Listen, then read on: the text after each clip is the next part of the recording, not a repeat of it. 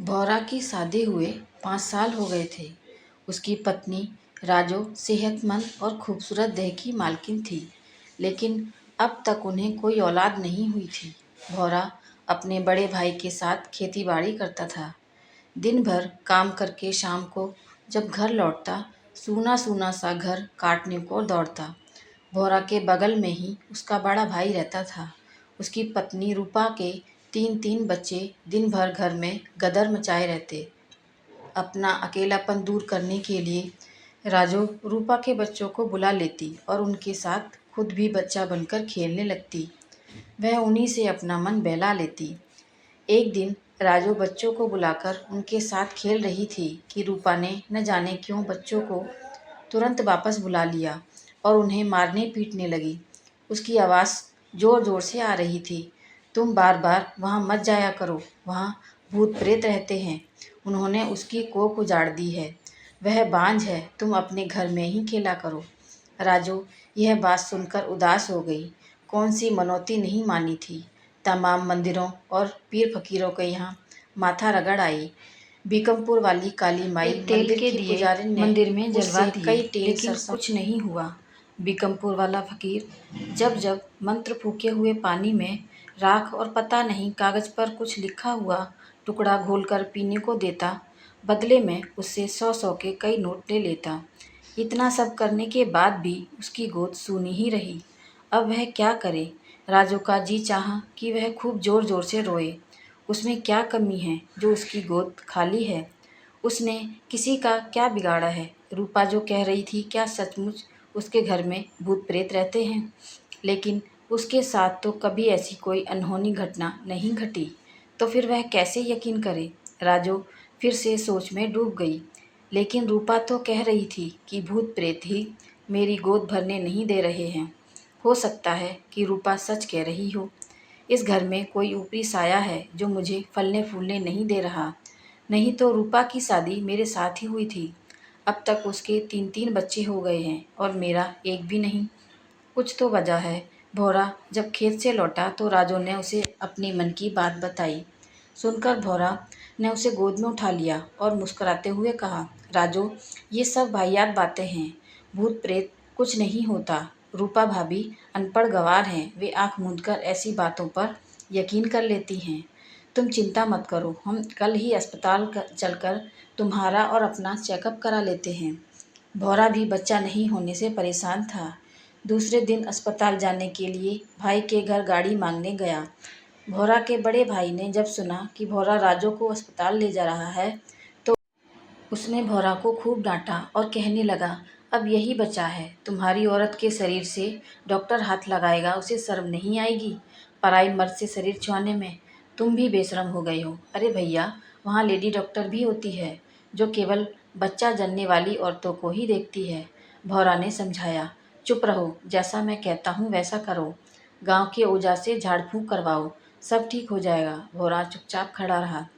आज ही मैं ओझा से बात करता हूँ, वह दोपहर तक आ जाएगा। गांव की ढेरों औरतों को उसने झाड़ा है, वे ठीक हो गई हैं, उनके बच्चे भी हुए हैं। भैया, ओझा भूत प्रेत के नाम पर लोगों को ठगता है। झाड़ फूंक से बच्चा नहीं होता, जिस्मानी कमजोरी के चलते भी बच्चा नहीं होता है। इसे केवल डॉक्टर ही ठीक कर सकता है। भौरा ने फिर समझाया। बड़ा भाई नहीं माना। दोपहर के बाद ओझा आया।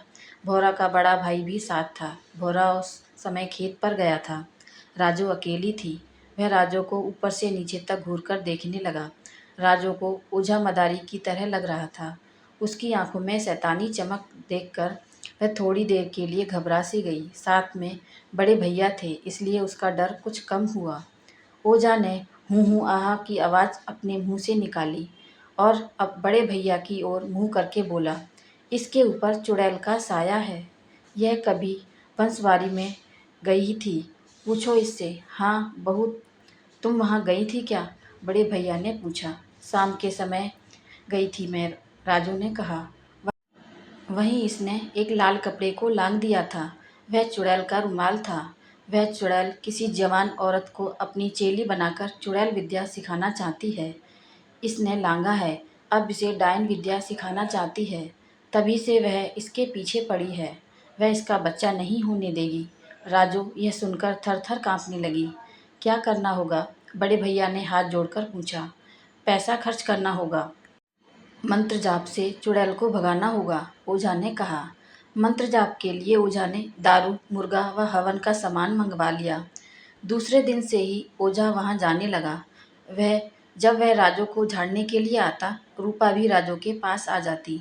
एक दिन रूपा को कोई काम याद आ गया। वह ना आ सकी। घर में राजू को अकेला देख ओझा ने पूछा, रूपा नहीं आई? राजू ने ना मैं गर्दन हिला दी। ओझा ने अपना काम शुरू कर दिया। राजू ओझा के सामने बैठी थी। ओझा मुंह में कुछ बुदबुदाता हुआ राजू के पूरे शरीर को ऊपर से नीचे तक हाथ से छू रहा था। ऐसा उसने कई बार दोहराया। फिर वह उसके कोमल अंगों को बराबर दबाने की कोशिश करने लगा। राजू को समझते देर न लगी कि ओझा उसके बदन से खेल रहा है। उसने आप देखा न ताब एक झटके से खड़ी हो गई। वह देखकर ओझा सकपका गया। वह कुछ बोलता इससे पहले राजू ने दबी आवाज में उसे धमकाया। तुम्हारे मन में क्या चल रहा है मैं समझ रही हूँ। तुम्हारी भलाई अब इसी में है कि चुपचाप यहाँ से दफा हो जाओ, नहीं तो सचमुच मेरे ऊपर चुड़ैल सवार हो रही है। ओझा ने चुपचाप अपना सामान उठाया और उल्टे पैर भागा। उसी समय रूपा आ गई। उसने सुन लिया कि राजू ने अभी अभी अपने ऊपर चुड़ैल सवार होने की बात कही है। वह नहीं चाहती थी कि राजू को बच्चा हो। रूपा के दिमाग में चल रहा था कि राजू और भौरा के बच्चे नहीं होंगे तो सारी जमीन जायदाद के मालिक उसके बच्चे हो जाएंगे। भौरा के बड़े भाई के मन में खोट नहीं था। वह चाहता था कि भौरा और राजू के बच्चे हों। राजू को चुड़ैल अपनी चेली बनाना चाहती है। यह बात गांव वालों से छिपा कर रखी थी। लेकिन रूपा जानती थी, उसकी जुबान बहुत चलती थी। उसने राज की यह बात गांव की औरतों के बीच खोल दी। धीरे धीरे यह बात पूरे गांव में फैलने लगी। राजू बच्चा होने के लिए रात के अंधेरे में चुड़ैल के पास जाती है। अब तो गांव की औरतें राजू से कतराने लगी। उसके सामने आने से बचने लगी। राजू उनसे कुछ पूछती भी तो वह उससे सीधे मुंह बात न कर कन्नी काट निकल जाती। पूरा गांव उसे शक की नज़र से देखने लगा। राजू के बुलाने पर भी रूपा अपने बच्चों को उसके पास नहीं भेजती। 2-3 दिन से भौरा का पड़ोसी रामदा का बेटा बीमार था। रामदा की पत्नी जानती थी कि राजू डायन विद्या सीख रही है। वह बेटे को गोद में उठा लाई और तेज आवाज में चिल्लाते हुए भौरा के घर में घुसने लगी। कहाँ है राजू? डायन, तू डायन विद्या सीख रही है न? ले, मेरा बेटा बीमार हो गया। तूने इसे भी अपना निशाना बनाया है। अगर अभी तूने इसे ठीक नहीं किया तो मैं पूरे गांव में शोर करके नचाऊंगी। शोर सुनकर लोगों की भीड़ जमा हो गई। एक पड़ोसन फूलकली कह रही थी कि राजू ने ही बच्चे पर कुछ किया है, नहीं तो कल तक वह भला चंगा खा पी खा रहा था।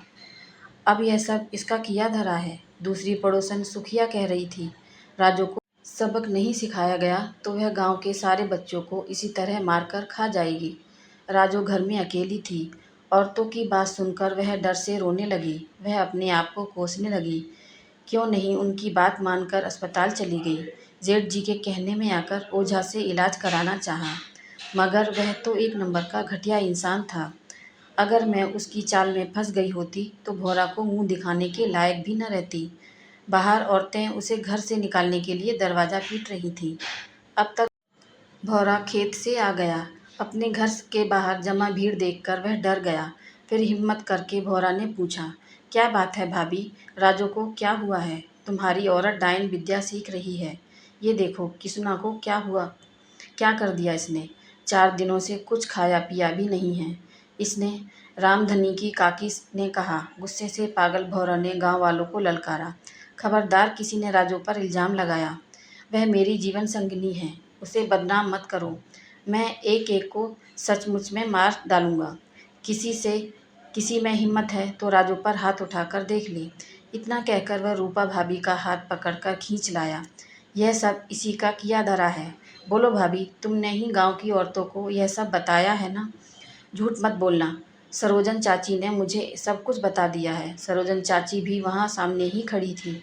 रूपा उन्हें देखकर अंदर तक कांप गई। उसने अपनी गलती मान ली। भौरा ओझा को भी पकड़ लाया। मक्कार कहीं का, तुम्हारी सजा जेल में होगी। दूर खड़े भैया की नज़रें झुकी हुई थीं। वे अपनी भूल पर पछतावा कर रहे थे। मेरी ये कहानी आपको कैसी लगी मुझे कमेंट करके ज़रूर बताएं और मेरे चैनल को लाइक शेयर और सब्सक्राइब ज़रूर करें। धन्यवाद।